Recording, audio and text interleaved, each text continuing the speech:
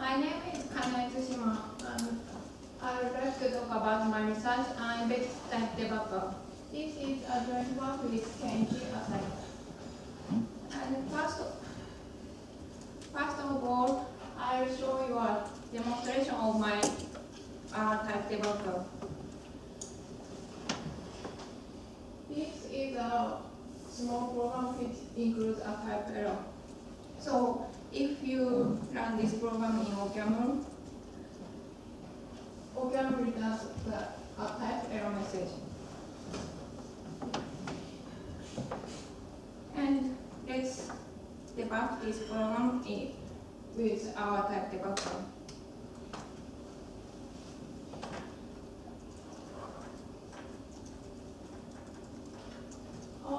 Sorry.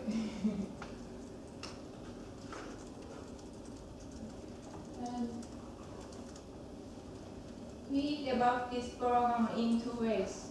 And first, we assume the programmer who wrote this function, this program, consider this function f receives a number n and a list of numbers, and returns a list of which elements placed to the nth power. So the intended type of f is float to float list to float list.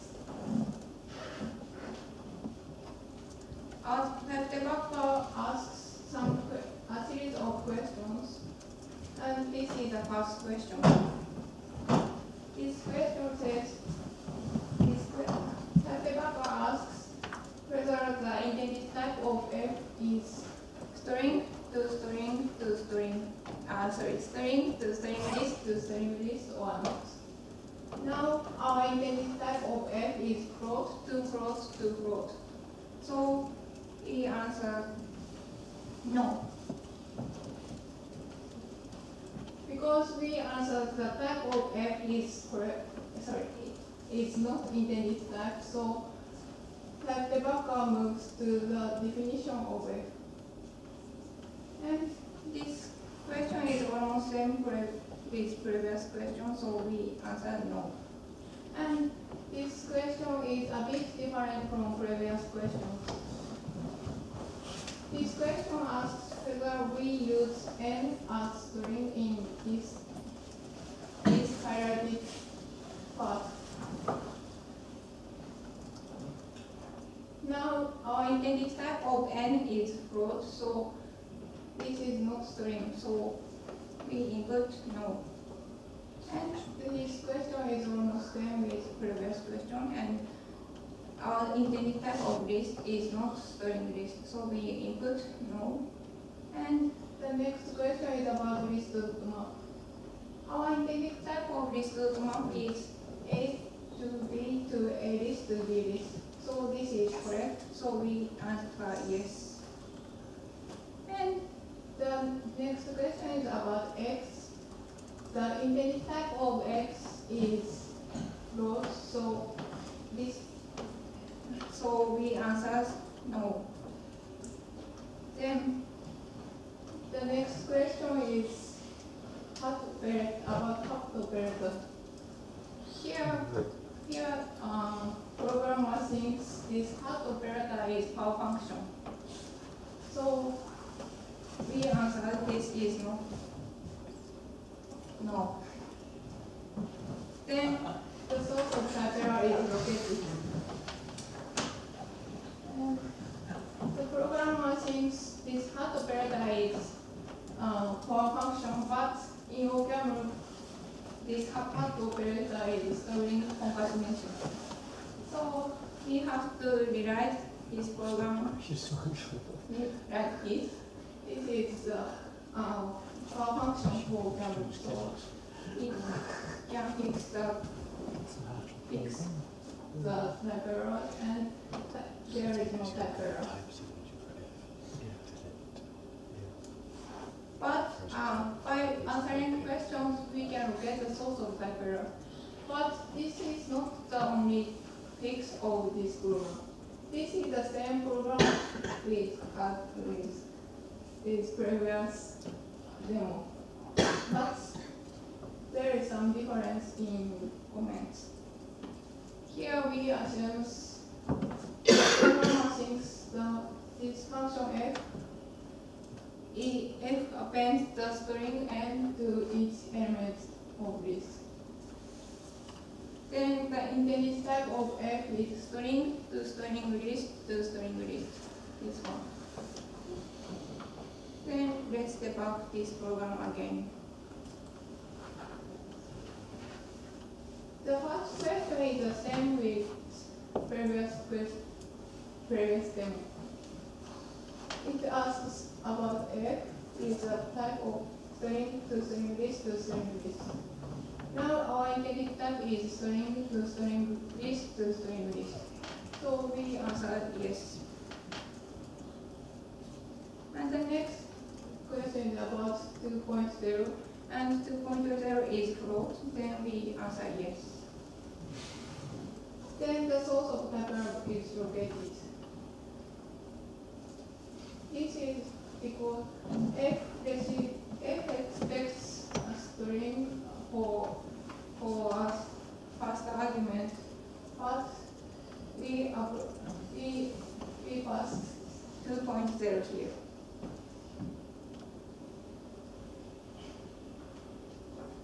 From the demo, we know if errorless program is the same, the source of type error has many possibilities. This is why our type debugger is interactive. Without user's intention, we cannot locate the source of type error. And the main point of our work is embedded. Previous type debuggers used tailor-made type inference, but it does not scale to a large language. So we use compiled type inference. Points of this talk is threefold. First, how can we debug an errorless program?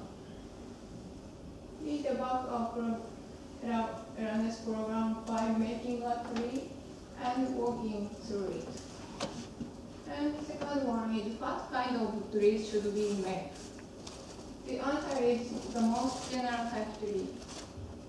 And we can get the third one is how can we use compiled type inference for making this tree. Our idea is to decompose a program and infer types independently. Then how can we locate the source of type error? This green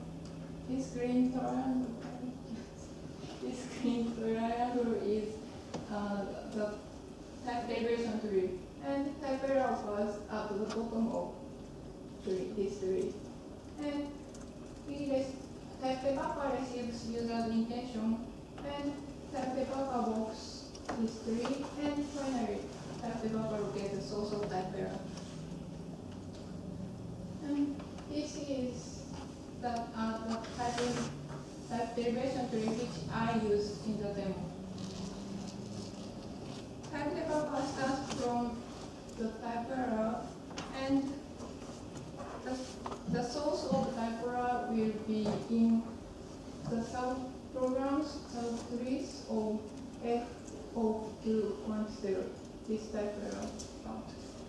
So type debugger inspects the subtrees, and it found f is not an intended type. And the same type debugger looks list.map, but there is no type result map is intended type, so type debugger inspects the other subtrees. And we found this type is not intended type. And finally we found this hat operator is not intended type. Is the source of type error.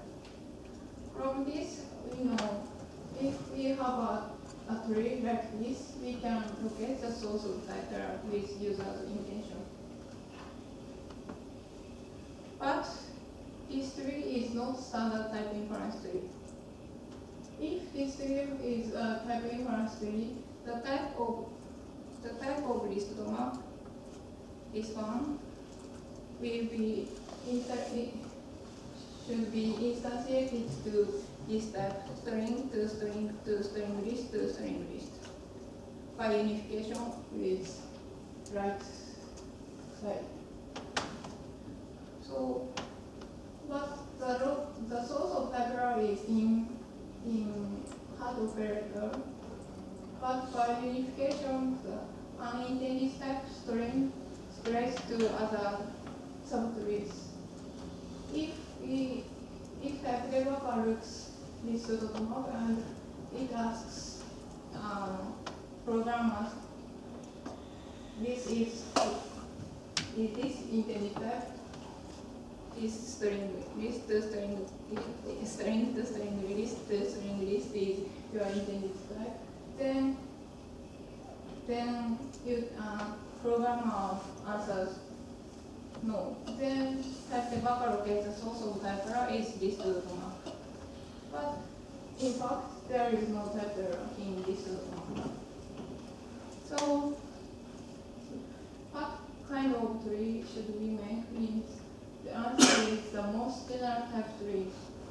And this tree, the most general type tree has the most general type for each subtree. For example, this map has the most general type. So the type of this tau is not string to string list to string list, and this type is alpha to beta to alpha list to beta list. In this tree, unintended types do not spread. So if we use this tree, we can locate the source of type error correctly. Of course, we can make the most general type tree by special type inferences. But previous type debuggers use tailor-made special type inferences. For example, it still makes type debugger with compositional type inference, but type inference. We implemented type debugger in ML11, but it does not scale. The reason is twofold. The first one is the implementation of type inference is hard. We implemented for standard features of OCaml in ML11, but we did not implement advanced features, for example, module, object, and so on. And second reason is inference types must coincide with the comparative type inference. If the inference type by special type inference and the inference type by comparative type inference are different, we cannot locate the source of type error correctly. So we want to use comparative type inference for making the most general type tree. Our idea to make the most general type tree is very simple. First, we have a program N, and we decompose a program to subprograms M1 to Mn. And we import types of subprograms M1 to Mn independently by comparative type inference. It looks good. So let's apply this idea to simply typed lambda calculus. Here we consider the decomposition of lambda x plus 1. The subprogram of lambda x plus 1 is of course x plus 1, and the subprogram of lambda x plus 1 is x plus and 1. And we need initial environment for primitives plus.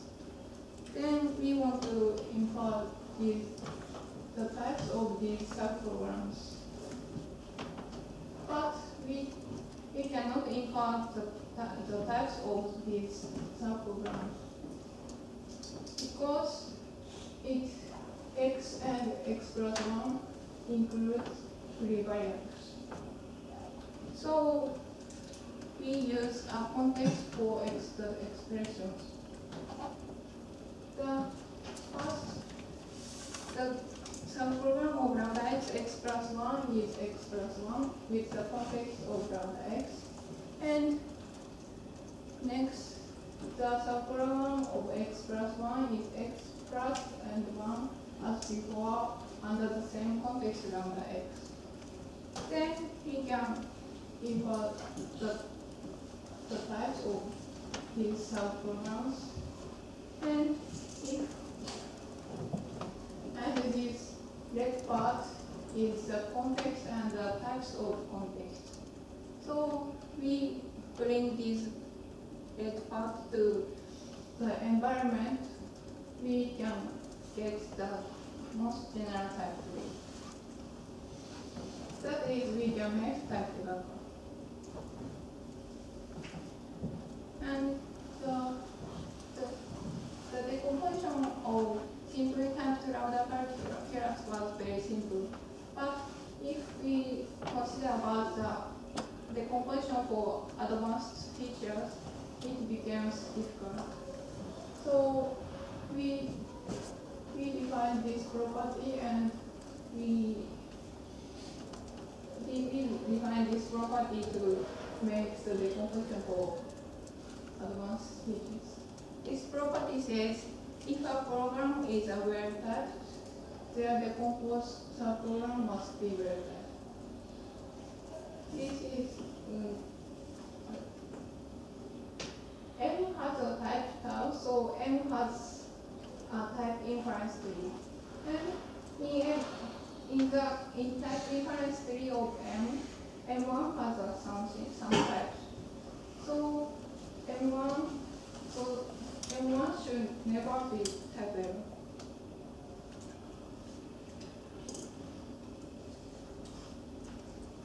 We consider it other features. For example, like polymorphism, weak polymorphism, object module, and polymorphic variant. In other words, almost all of OCaml. In detail, please see the paper. And we implemented a type debugger for OCaml.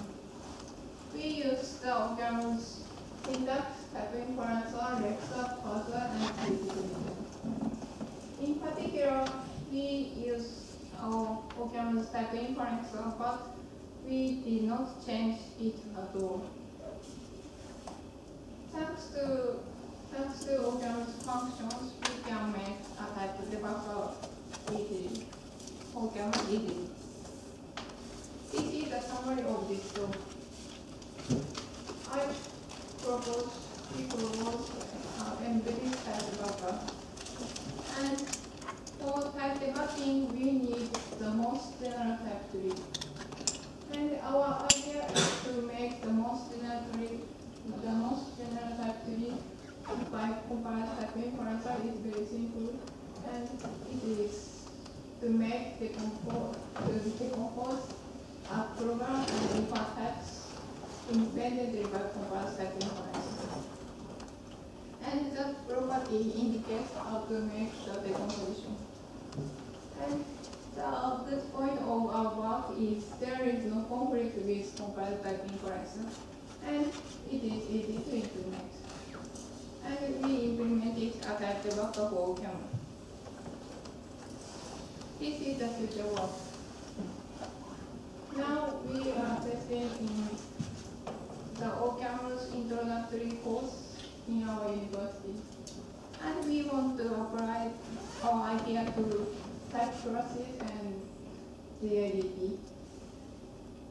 We established the basis for type debugging, but it is not easy for novices.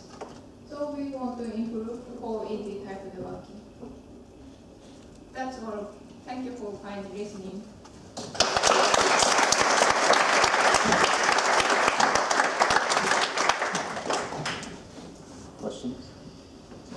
Did you try it out on larger examples? I'm sorry. Did you try out the debugger on larger examples? Yes, yes. So how hard is it to find for the user then to find the type error? Yes, in our what? How easy is it for the user to navigate and to find the type error then in larger programs? Yes. In large program, our debugger moves. Sorry.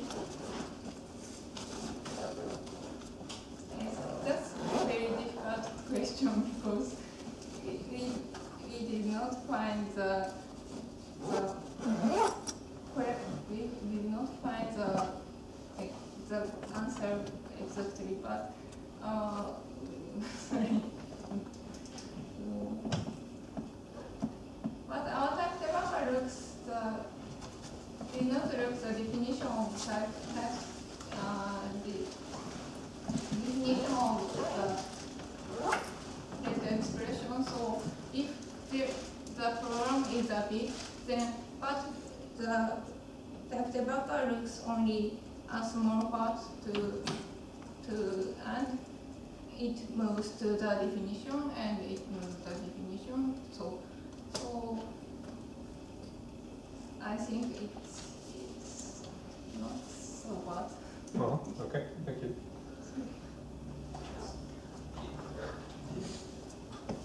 Can we compare your work with the type error slices work?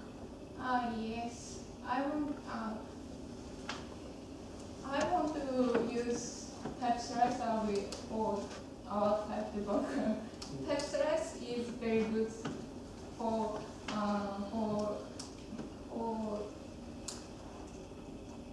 type slice is very good way to pass type error. So we want to and our type debugger asks if type slice is like this, but our type debugger asks this without so we want to use type slice for our type debugger.